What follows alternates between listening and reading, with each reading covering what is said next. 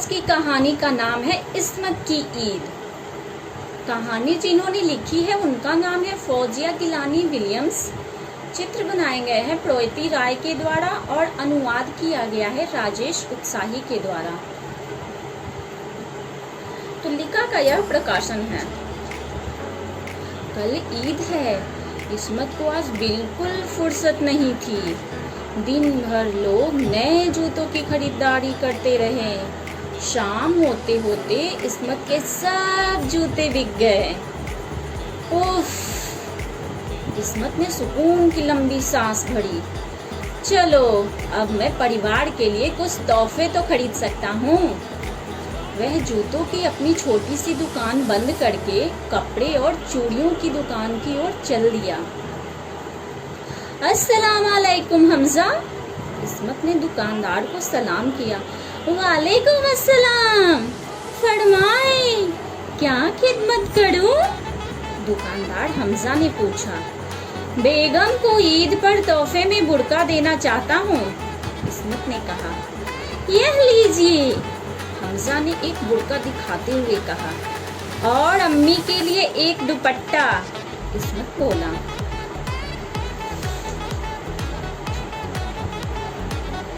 यह कैसा रहेगा?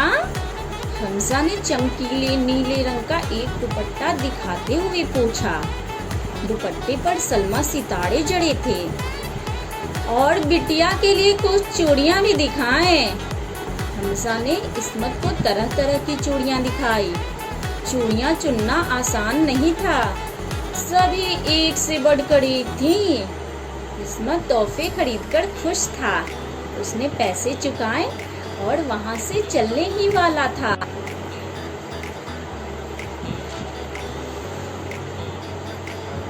रुको! हमजा ने आवाज दी। मियाँ, आपके लिए? आपकी पतलून तो ठिगलियों से भरी है। अपने लिए एक नई पतलून क्यों नहीं ले लेते? ठीक है, इस्मत बोला। पर जब ढूंढने लगे तो सिर्फ एक पतलून ही मिली। इस्मत ने उसको पहनकर देखा। यह तो मेरे नाप से 4 अंगुल लंबी है, इस्मत बोला। उसने अपनी दाढ़ी खुजाई और मुस्कुराते हुए हमजा को देखा। क्या आप इसे छोटी कर देंगे? माफी चाहता हूँ, हमजा ने कहा। आज नहीं, मुझे ईद की तैयारी करनी है। अपनी बेगम से कहिए ना। हाँ, ठीक फरमाया आपने। इस्मत ने सिर हिलाकर हामी भरी और जल्दी जल्दी घर की ओर चल दिया। वाह, बहुत खूबसूरत है। यास्मीन ने बुर्के को देखा तो खुशी से उछलते हुए कहा। मुझे यह रंग भी बहुत पसंद है। इसे मैं ईद पर पहनूंगी। फिर उसने इस्मत से पूछा, आपने अपने लिए भी कुछ लिया? हाँ, इस्मत ने कहा। एक पतलून। यास्मीन ने पतलून उठाकर देखी। ये तो कुछ लंबी लगती है। हाँ, 4 अंगुल। आप इसे छोटी कर देंगी? आज नहीं, यास्मीन ने जवाब दिया। मुझे बिल्कुल फुर्सत नहीं है। कल ईद है और मुझे बिरयानी बनानी है। आप अम्मी से कहिए ना।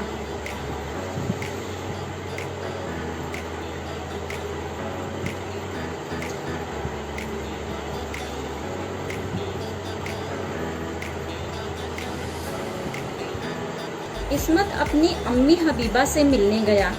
अम्मी, मैं आपके लिए तोहफा लाया हूँ। यह कहते हुए उसने नीला चमकीला दुपट्टा निकालकर उन्हें दिया। वाह, बढ़िया। दुपट्टा लेकर हबीबा बोली, मुझे ये रंग बेहद पसंद है। इसे मैं ईद पर ओढ़ूंगी। फिर वह इस्मत की तरफ देखकर बोली, अपने लिए भी कुछ लिया? हाँ, इस्मत ने कहा। एक पतलून। हबीबा ने पतलून उठाकर देखी। ये तो कुछ लंबी लगती है। हाँ, 4 अंगुल। अम्मी, आप इसे छोटी कर देंगी? आज नहीं, हबीबा ने जवाब दिया। मेरे पास बिल्कुल वक्त नहीं है। कल ईद है और मुझे शीर खुरमा बनाना है। महजबी से कहो, वह जरूर कर देगी।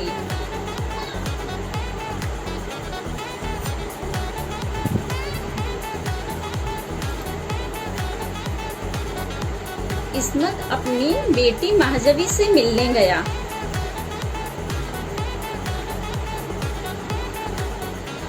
बिटिया देखो, मैं आपके लिए क्या लाया हूँ, इस्मत ने कहा और चूड़ियाँ निकालकर सामने रख दी।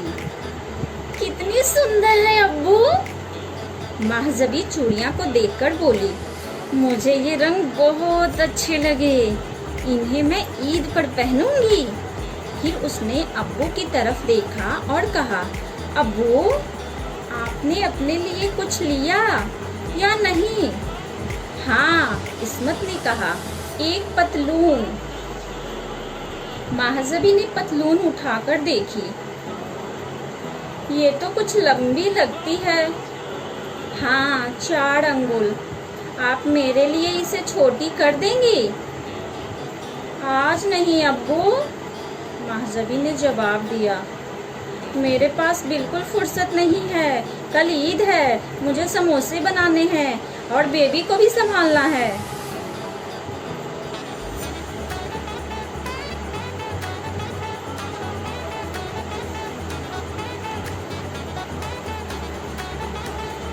इस्मत अपने घर वापस आ गया। उसने कैंची ली और अपनी पतलून को नीचे से 4 अंगुल छोटा कर दिया, फिर किनारों को मोड़कर सिल दिया।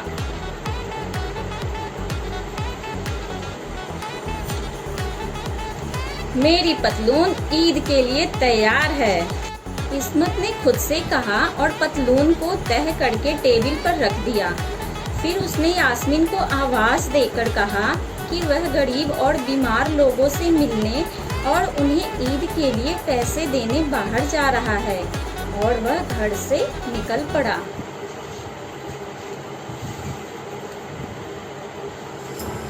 कुछ देर बाद यास्मीन ने खुद से कहा, इस्मत सचमुच कितने अच्छे शौहर हैं। उसने इस्मत की पतलून को कैंची से 4 अंगुल छोटा कर किनारों को मोड़कर सिल दिया।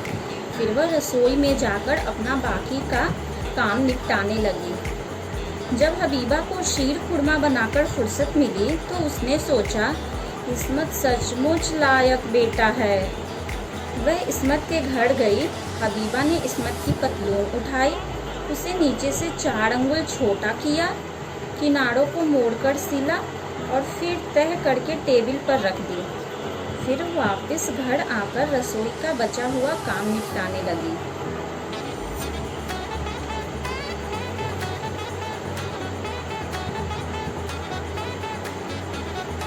जब महजबी को समोसे बनाने से फुर्सत मिली तो उसने सोचा, मेरे अब्बू सचमुच कितने अच्छे हैं। वह इस्मत के घर गई। उसने पतलून उठाई, उसे नीचे से 4 अंगुल छोटा किया, किनारों को मोड़कर सिला और फिर से तह करके टेबल पर रख दी। फिर वह अपने घर वापस लौटकर रसोई का बचा हुआ काम निपटाने में लग गई।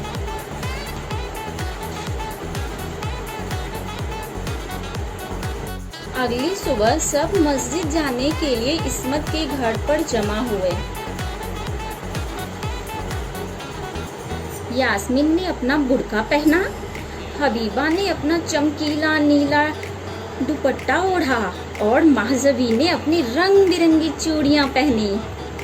इस्मत, यास्मीन ने कहा, आप भी अपनी नई पतलून पहनिए। हाँ, पहनता हूँ बेटा, पीछे से हबीबा ने आवाज़ लगाई, आप भी तो अपनी पतलून पहनिए। हाँ हाँ अम्मी, पहनता हूँ, इस्मत ने कहा। तब तक महजबी भी आ गई।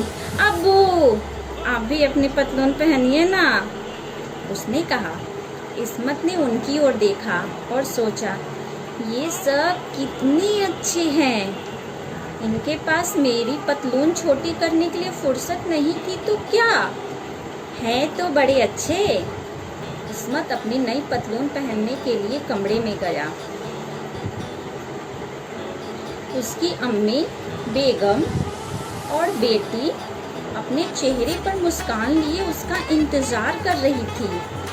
अचानक कमरे से आवाज आई, ओह आह या अल्लाह।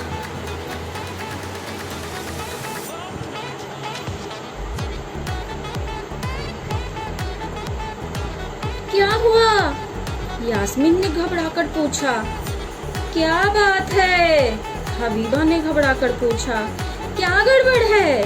महजबी ने घबराकर पूछा। इस्मत कमरे से बाहर निकला।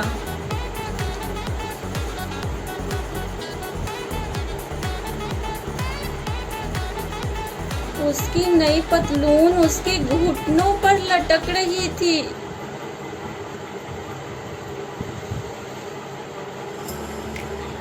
यास्मीन, हबीबा और महजबी हक्की बक्की रह गई। मैंने इसे काट कर 4 अंगुल छोटा किया था, यास्मीन ने कहा। मैंने भी इसे काट कर 4 अंगुल छोटा किया था, हबीबा बोली। और मैंने भी इसे काट कर 4 अंगुल छोटा किया था, महजबी ने कहा। पर मैंने इसे काट कर 4 अंगुल छोटा किया था, इस्मत ने कहा। एक पल के लिए सन्नाटा छा गया। फिर इस्मत जोर जोर से हंसने लगा और फिर सब हंसने लगे।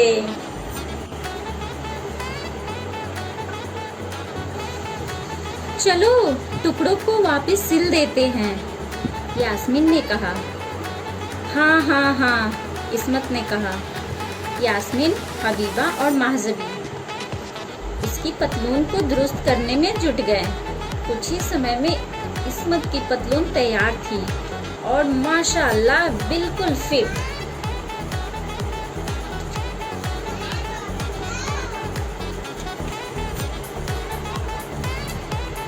सब ईद के अपने नए कपड़े पहनकर खुशी खुशी मस्जिद गए।